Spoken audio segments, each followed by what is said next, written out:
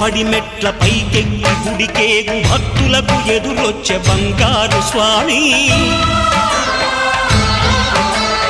ఇరుముడులు స్పృశించి శుభమనుచు దీవించి జన బృందముల చేరే జగమేలు స్వామి తన భక్తులొనరిల్చు తప్పులకు తడబడి ఒక పక్క ఒరిగెన ఓంకారమూర్తి